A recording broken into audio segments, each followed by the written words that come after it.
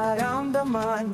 Pero sa probinsya, bigla kang tinamaan. Sakit na walang katiyakan, kidney daw ang sakit. Ipinapasa ka na para sakit ay magtagumpay. Sa provincial hospital, walang malasakit. Sakit na hindi naman pinalalabas na tunay. Referral agad para may kasunduan. Mga doktor, politiko, pareho lang ang layunin. Ang mga pasyente, walang pag-asa. Mahirap ang buhay, di kayang maghintay. Pagkatapos ng lahat, may mga lihim na tinatago.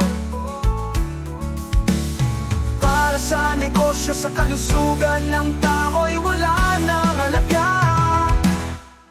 Sa provincial hospital, walang malasakit. Sakit na hindi naman pinalalabas na tunay. Referral agad para may kasunduan. Mga doktor, politiko, pareho lang ang layunin.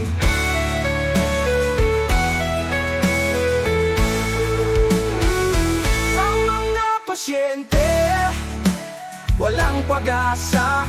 Mahirap ang buhay, di kayang maghintay. Pagkatapos ng lahat, may mga lihim na tinatago.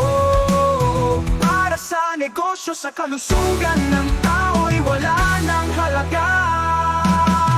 Sa provincial hospital, walang malasakit. Sakit na hindi naman pinalalabas na tunay. Referral agad para may kasunduan. Mga doktor, politiko, pareho lang ang layunin. Sanay na kami sa ganitong sistema. Kapwa'y iniwasan, iniisip lang ang pera. Pangarap ng bayan, matagal nang nawala sa pag-aalaga. Di na natututo. Isang sigaw para sa pagbabago. Sa provincial hospital, sana'y may malasakit. Huwag gawing negosyo ang buhay ng tao. Ang kalusugan ay hindi laro, hindi negosyo.